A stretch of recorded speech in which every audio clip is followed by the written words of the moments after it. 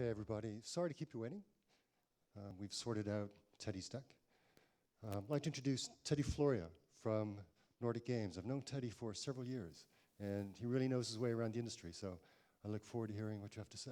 Thank you very much, Paul. First of all, I would like to thank Creative Mobile for organizing a really nice conference. It's my first time at the actual event, being very impressed. I've known the team for many, many years, as Paul said, and we've been globetrotting around the world trying to find more marketing resources and networking outreach opportunities. So I'd like to actually extend a round of applause for Mariana, for Vladimir, for Paul and Arthur, the whole team for doing a great show here. Now, to quickly introduce myself, I'm Teddy Florea. I'm representing a triple entity here. On the one hand, I run the business development program at Nordic Game, and I guess most of you would know about the conference. It's happening on the 18th, 20th of May in Malmö in Sweden, and it's going to be our 13th year. We're expecting more than 2,400 attendees, and I'm going to run a contest at the end, which will be through a free ticket for the show, so you may win it today. I also represent on the Asian side GMGC, which stands for the Global Mobile Game Confederation. GMGC runs major conferences in mobile games niche in China and Southeast Asia, with our next event happening in Malaysia in July in Kuala Lumpur. And finally, and this is closely connected to the presentation today, I also consult for many, many indie developers and also publishers around the world on basically any needs they have for connectivity. Sorry? Oh, okay. Sure.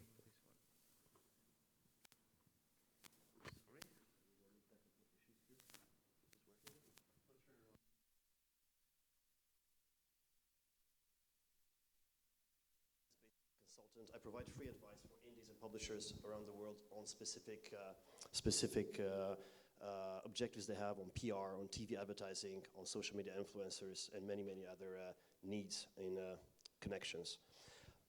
So today I would like to talk to you about checkpoints or strategies or pathways done through an empirical experience that I had over the past few years in the gaming industry on self-marketing and editorial outreach towards finding your game release to become a success before and after its launch.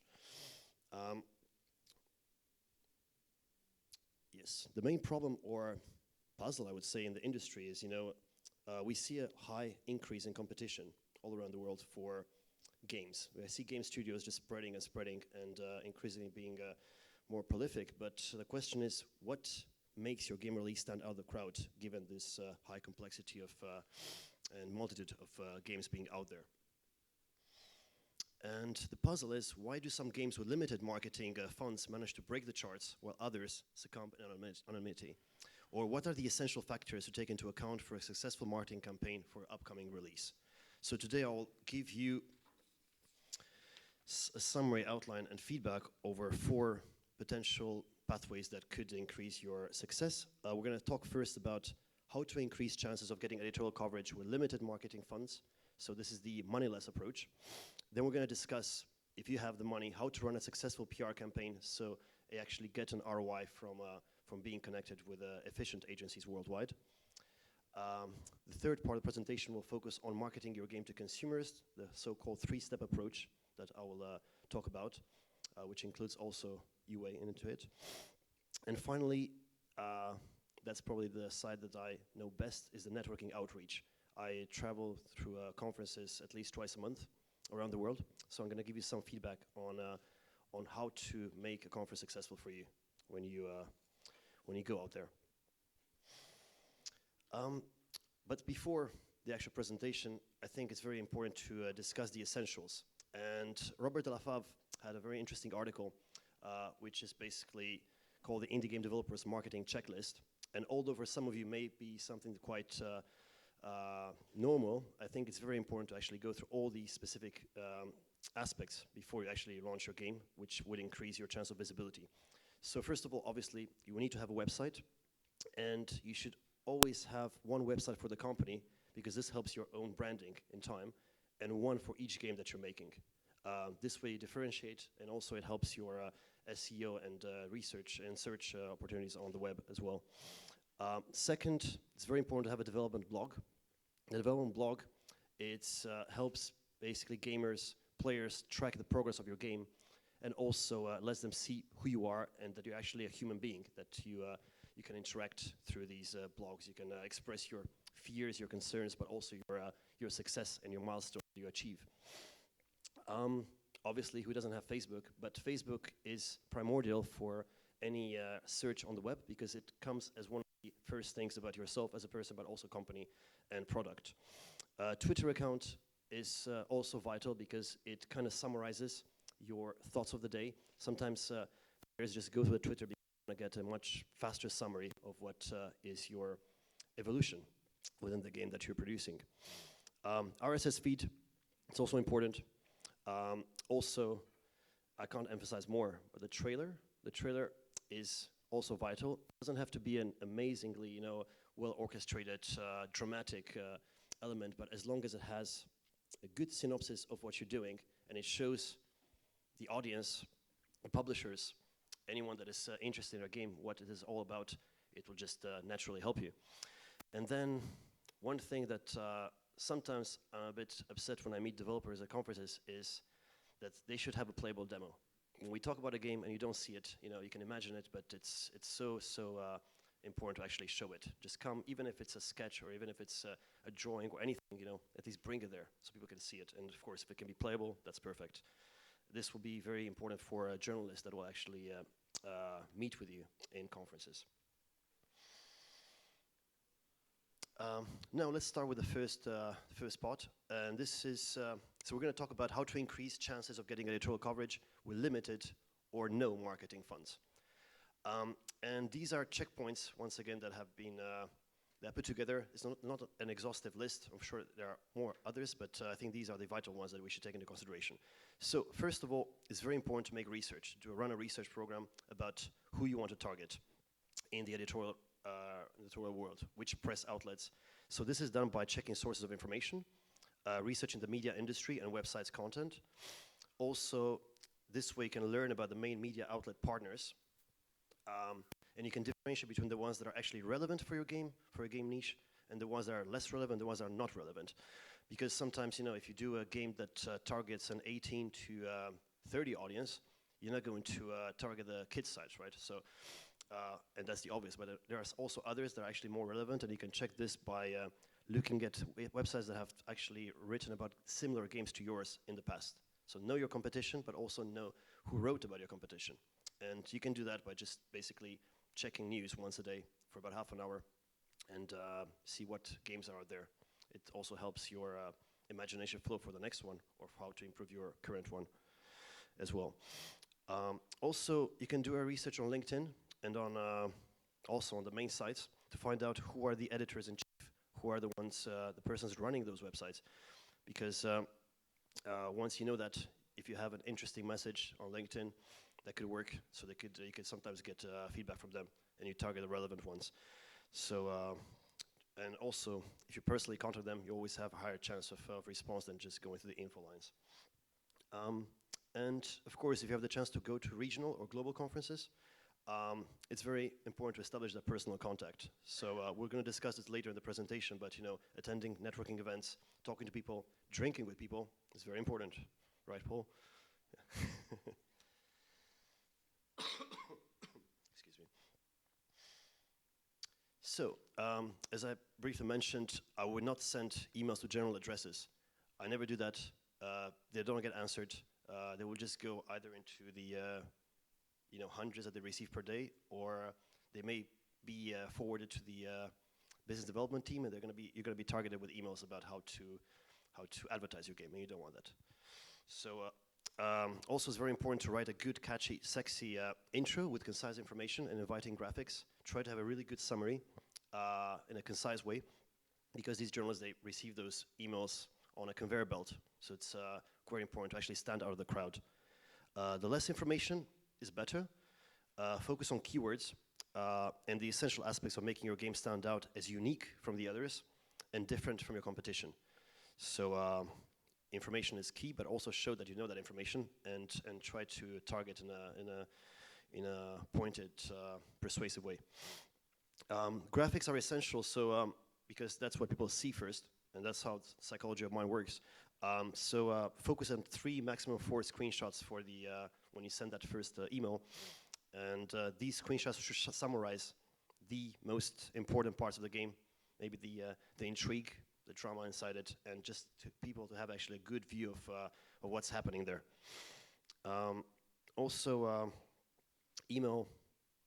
Email on Tuesday to Thursday rather than Monday to Friday, because as we all know, on Mondays we receive a full inbox and we actually have to go through our company meetings and plan for the week, so you don't really, people try to select more of these emails and not answer all of them, and Friday people are thinking of the weekend, so try to go in the middle of the week and put those. And also think of the time zones of the publication. You want to send those emails somewhere in the early afternoon normally. I think that works from psychological research on when people actually answer them mostly. And another way of also getting the attention of the press, some of the websites, I mean, I used to work for Pocket Gamer for 4 years, and they run this program called the mock review program, in which you could ask for a mock review. It's not a high price, I believe it was about $200, and then you see the honest feedback from the press, what they think about your game at that time, and what you would expect if the game is out in terms of journalist opinion. They also could give you feedback how to improve it, how to make it more interesting for the audiences at this specific time, because these journalists receive those, see all the games that are happening at the moment, and they see what are the trends from the audiences and what works, what doesn't. So you should always, you can rely on this.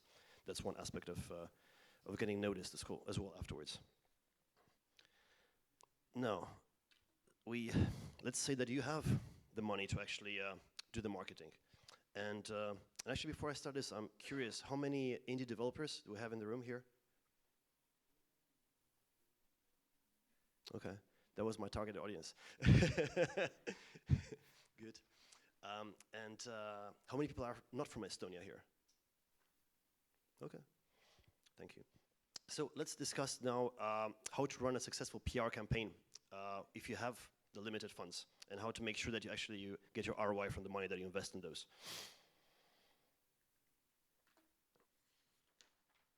So there are specific factors that you can take into account in order to maximize the potential of getting that successful PR campaign reaching to the press and getting coverage worldwide. So first of all, what you need to do is research on, when you look at which agency you should work with, you should look at past and current client PR agency portfolio. And this means that you can contact their given clients. Don't forget to ask for advice from them, people that have worked with them. Also ask the PR agencies who they worked with. Always ask this question, like, what kind of companies have you represented? If you have some testimonials, success case studies. And then talk to those clients. Check if the clients are past or recurring. Recurring means that it's a long-term partnership, so they are happy with how the PR agency worked with them. Also use recommendations, as I mentioned, from other developers and publishers on what works, what doesn't, and who did a good job for them. Also check media for success stories on PR campaigns. Sometimes you have these stories on main sites about how, for example, how Dirty Bit worked with a Norwegian developer, had a very successful campaign in America with Plan of Attack, for example, and this has been put in into the press. Research if the PR agency has the experience to deliver results within your game niche and region of selection. Some PR agencies are specialized only on the US. Some can do actually a global feel. Personally, I always prefer to work when there's a given game and has a specific territory of interest, to work with the agency that is in that territory. So for Germany, I would use normally German PR agencies. If it's in a full European fledged, then I'll try to work with at least 2, depending on where they are specialized on. Now, let's say that you've decided on who to work with as a PR agency. So what happens then in terms of making sure they deliver? So first of all, ensure that the game information and an outline of requested events timeline is well presented to the agency. That's your job. Your job is to make sure they understand your objectives, they understand what you need from them, they understand your benchmarks, timelines, and targeted audience, age segmentation, everything. Just be very, very concise with them, and at the same time, make sure they understand it. Keep constant communication with them, at least once per week, at least, to see how they're working on it. I mean, you're paying them, so in the end, they work for you, right? So you should make sure they're on top of that. And yes, do not be afraid to put pressure. Contact the agency at any time or ask for as much information as needed. Now, let's say that the campaign has passed, and we're looking at the post feedback, right? So after the campaign, you should have a feedback call with them and explain your feelings and how you thought the campaign was worked. And this will also, you will see how they react to it. This will also give you a feel if you want to continue a relationship with them or not. How responsive they are to your potential criticism of specific aspects of how they did it, if there were any. And do not be afraid to change the PR agency if unsatisfied with their modus operandi. Because many PR agencies present themselves as very viral at the beginning, and they really want to show that they are the right ones for you. But after 2 or 3 months, they kind of relax their approach. And I've talked to publishers about this, and many of them, they always change the PR agency after 6 months because they want to get this new, fresh feel from others. And they want to try to see how they can be impressed and personalize the outreach for them. And of course, always act as a watchdog because it's your money. So, yeah, look for the ROI all the time. Now, let's look at some successful PR campaign content. This is more of the ideal form and what campaigns should have. And basically, you should follow this sort of list that I have here and check, do a check with the PR agencies whether they actually deliver it in this way or not. And if not, make sure that you tell them. So, general tips. The PR campaign must always follow your game awareness goals, which you define yourselves with the PR agency, and you look at this standard and how the agency takes its approach towards those goals. And also, the PR campaign should target the right audiences. As I mentioned, know your audience, know who you are making the game for, and explain this to the agency. So whether it's mobile gaming enthusiasts, media influencers, gaming, mobile technology, mainstream media, and social media, look for those websites. Now, the PR agency becomes your de facto press office. So the agency should serve as the PR agency representing you globally or in the targeted regional territory of interest, and they should respond to incoming media inquiries, they should coordinate requests for interviews, they should take care of all the aspects related to media. You just need to be having this feedback call with them, they should connect you whenever there's a necessary interview, but they should actually answer for you. They're working for you for that given, those given weeks where you are making the contract for.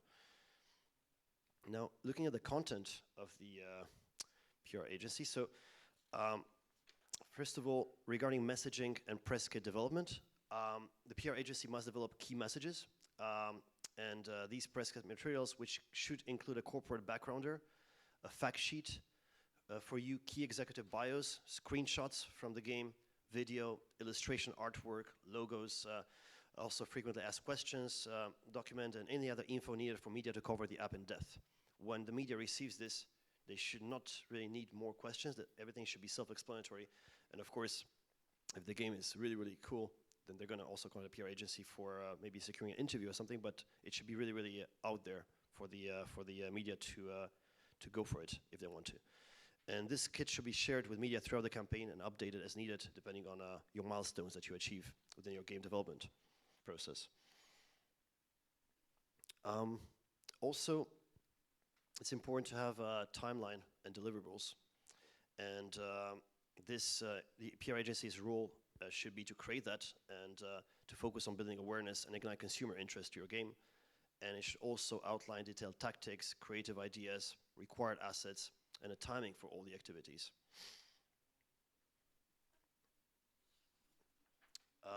Now, looking at the press release and media alert creation and distribution, this is something that, of course, the PR agency has to develop and announce before your game launch, the upcoming game and the official launch, and should distribute a targeted media list to keep key news top of mind with target audiences. So this follows on the official launch announcement with another press release or media alert highlighting key success milestones achieved, high app store ranking, number of installs. Any news should always be sent to the press, so everybody is aware of your game progress and development. Regarding game asset releases and review campaign, PR agency must conduct dedicated game review outreach with review codes approved press kit assets, and any other key item giveaways that can be provided to media to encourage game reviews. So this is one of the goals, right? To get as many game reviews as possible, because that's how you also ignite consumer interest, and you also kind of stand out in the industry as a very attractive application game. And this is what a PR agency should help you with from start to finish. In terms of media outreach and coverage, it should conduct target outreach for media briefings, game reviews, story coverage, news mentions, interviews throughout the campaign, and key targets should be carefully defined with you, so they're always being publicized whenever they're reached. Here you have an examples of media outlets that can be targeted, and I've kind of divided them into specific niches of interest. So we have the game trade media, then we have the game enthusiast media, we have the mobile technology trade media, business and financial media, and nationally syndicated consumer media and regional newspapers. So depending on what is your, once again, your target and goal with your game, you can focus on those. Yeah, and then you can go general, you can go very specific, but once again, it depends on the game and who you want to target. Now, we're going to talk about the three-step approach, as I call it, which is the marketing your game to consumers. And basically, there are various models out there, but they all work. You have ad networks offering options on CPI, CPC basis. You can spend money on UA, but before you do that, I think there's a two-tier approach that you could go for it.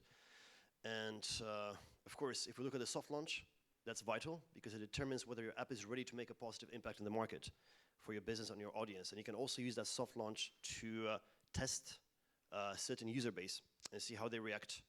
You can gather actually insightful data from that, and basically you see who's interacting with you, which pages will need more promotion, what is keeping them engaged, the audiences longer, and how the entire app experience could be more optimized. So it's a vital opportunity for you to do that final refined touches before the actual launch. And acquiring branding either via editorial contacts or PR agencies first to prepare and tease the audience is very important, because that's how you also build momentum before the release. And you should always do these PR campaigns like well in advance. You should already talk like 2 or 3 months before launch with the PR agencies, and you should start the campaign as a teaser. It's always good to actually tease the audiences and tease the media about what's happening next. You can create this psychological feel of mind seducing. And then also what's very important is to have the get social, as I call it. It's basically building and sustaining your own community through players' interactions. Instant messaging, Facebook, Twitter, WeChat. Build social features within your app, because this will create virality. And you want that because virality means less money spent and more word of mouth out there.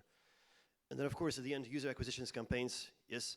But once again, do research on successful companies, look at case studies, and be careful in terms of conditions.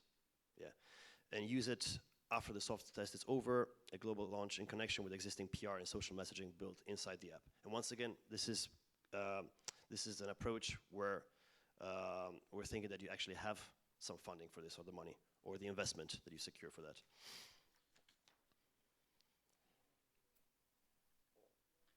Now, soft launch strategies via Get Social. Get Social is actually a Dutch company that provides this instant messaging within applications, and so they're working with Mag Interactive and some, actually Glue now as well. They're doing quite a good job, so I'm happy to recommend them here. So basically, on soft launch strategies, what happens is that, usually a soft launch is aimed at acquiring up to 100,000 users to form the initial database for drawing insightful and actionable insights. And then, but there are two downsides. There might not be the quality users that you're targeting, and the churn rate is equally high. So the only way to growth hack your soft launch is to engage with your users right from the start and form a loyal community. I can't emphasize more the idea of community here, because once again, this is virality, and it actually creates a fan base that will follow you constantly and hopefully fall in love with your characters and the game.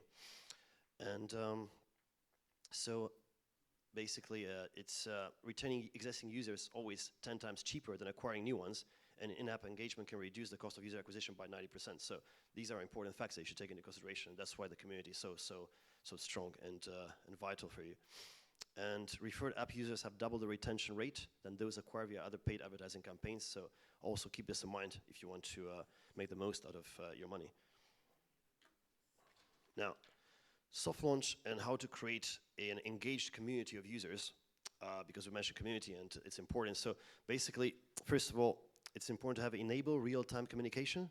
So you collect data and insights from the user that you have not considered during development.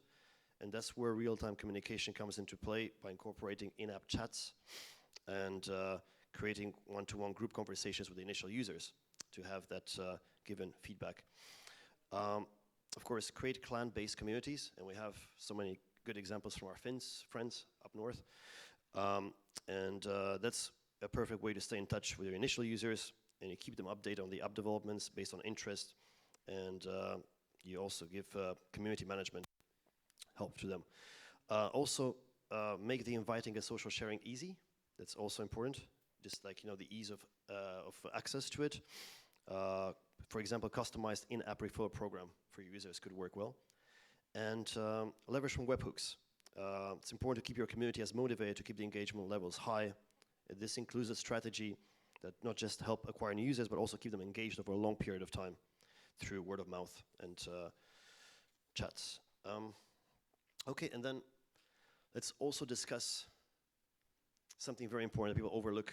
I mean, if you sit at your desk and you target, press, or you work with PR agencies, that's good because you're engaged and you're trying your best to reach out there. But if you have the funds to attend conferences, I think that's a very, very important option for you, because through conferences you actually meet the journalists face to face. You see what are the latest trends of the industry. You look for the innovative aspects in games. You see your competition. You see what kind of ideas are floating out there. So it's very important for knowledge. It's very important for your experience and also for emotions. I'm not talking just about hardcore partying, but talking about how you react with other very interesting aspects that are happening in the industry, and how can you actually put your energy and emotions to it to make it better. So attend conferences, be present, learn the existing trends and the latest trends. Direct meetings matter.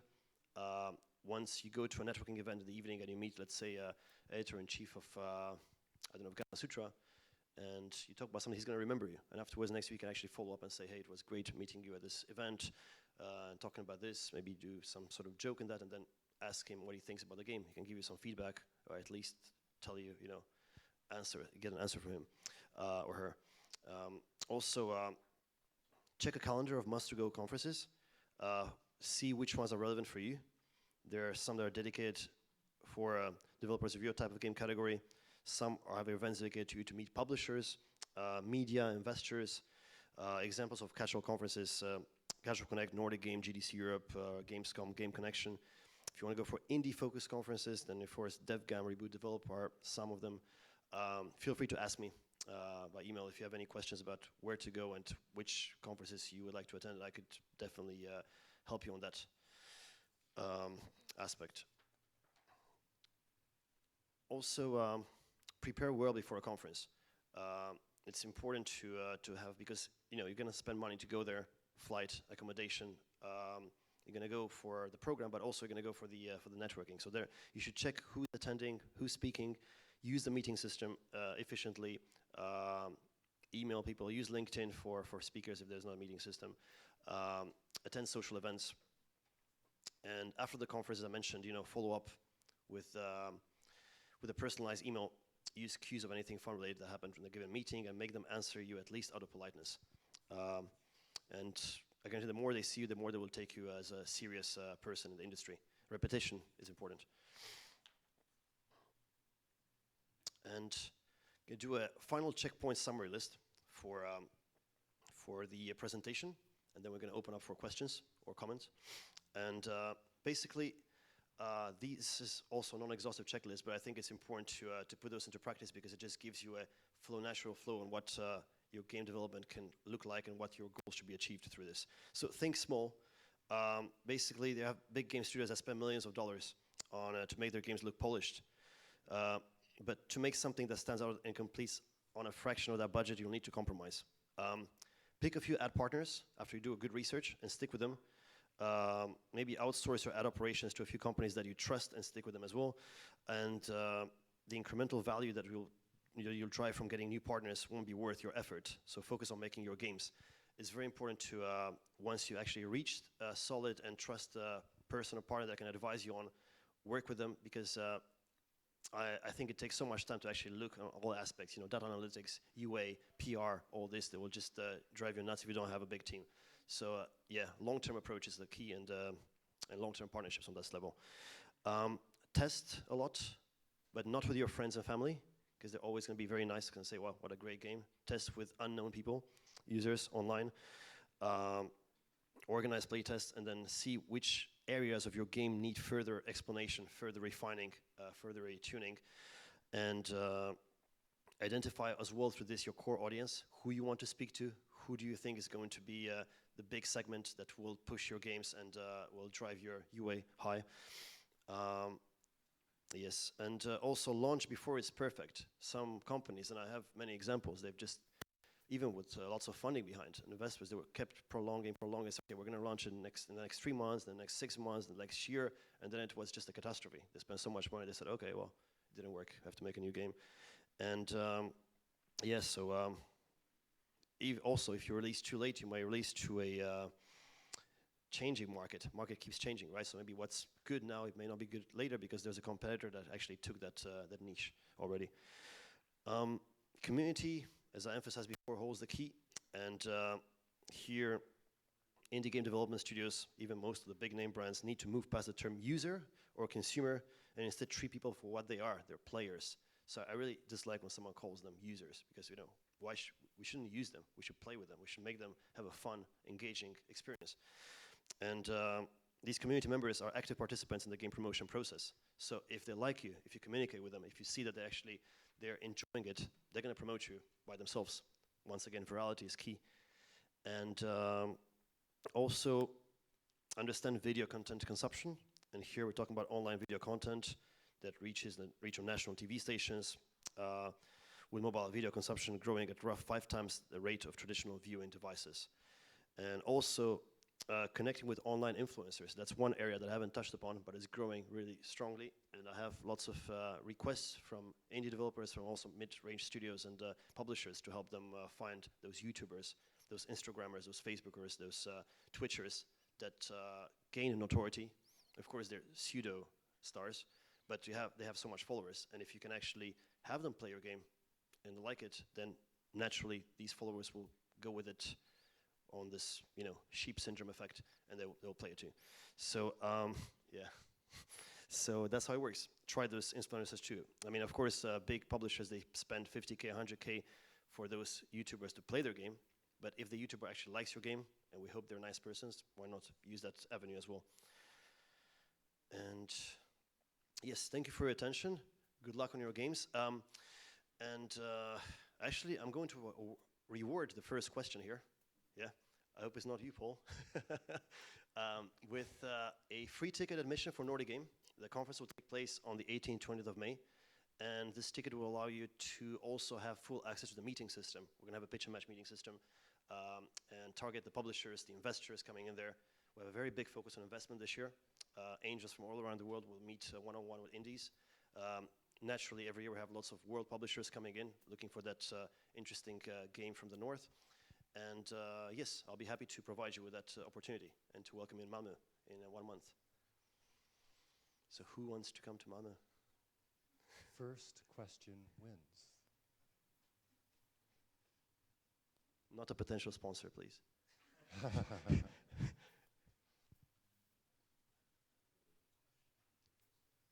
can ask a question. Can you make this presentation available online? Sure. I will work on it a bit more because it was done fast. But yes, I'll send it to. I don't know, how should we do this? Should we just send it to the conference? There'll be all the presentations. To Loretta. Okay, and then you can, or you can just write to me directly as well. Yeah, great, yeah. Okay, there's the man. One question about PR agencies. When you pay them money, do they give some guarantee that they bring you some amount of users, profit, revenue, or something, or they don't give it? Talking about PR agencies here? Yeah. Well, I would never trust a PR agency that would promise you that they will give you a specific amount of coverage or users, it's always a hit and miss, but the most honest ones, they will actually take the project they think it's got newsworthiness, and they will do their best, but yeah, there are no guarantees here. And I see this, there's actually a cultural dimension approach here, which is different between the East and the West. When I go into China, because I also organize the conferences in China and Southeast Asia, and I meet with indies there, and developers and publishers, they expect guaranteed coverage, because there they pay the agency, and the agency pays further the media. So the media, it's called the red envelope. They receive this red envelope, and then they're going to have the stories. In the West, obviously, it's all about newsworthiness. So these trends change. Of course, if the game is like really, really cool and interesting, then there could be some expectations, but there's never a guarantee. Yeah. And by the way, you won a ticket. Yes, you were the first one. Well done, dude. What sort of price should people pay for a PR agency per month? It really depends. It really depends on how much you want them to work for you. There are also two ways of doing it. It could be PR branding for the company, or it could be PR branding for the product, right? So you as a service provider, if you want to work with PR agencies and get notoriety on the news, on the tech sides, I would say there's anything between 4K and 6K USD.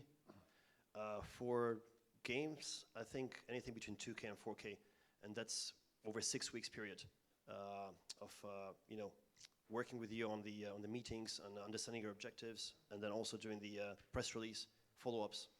And some of these PR agencies have really huge database. Like I know, for example, one of them has over 12,000 mobile editor contacts, mobile, for example, right? So it's good to work with them, but you just have to be very, very careful in the selection. And as I mentioned in the presentation, sometimes it's good to change that agency every 6 months if you see that it's a bit of an influx, if you actually have a long-term approach with them, and just fluctuate between two, but choose the ones that are relevant. And if you guys need support in this, I'll be happy to check your games and your objectives, and then see which kind of agencies are fit for you for the specific audience and region. Yeah, or actually for anything that you need in terms of connections, feel free to add me on Skype and ask me. I'll be happily connecting you to some of the partners, given your niche of focus. Thanks. Sure. Thanks, Teddy. That was a really good presentation, really comprehensive. One thing I really liked was the idea of getting someone like Pocket Gamer or whatever to do a mock review. It's just a reality check. You know, sometimes you spend a lot of time building a game, then it goes out to the press, and then they savage it, or they're dismissive, or they make jokes about it. You don't want to go through that. So if you can get a feel in advance. Thanks. My pleasure. Thank you very much.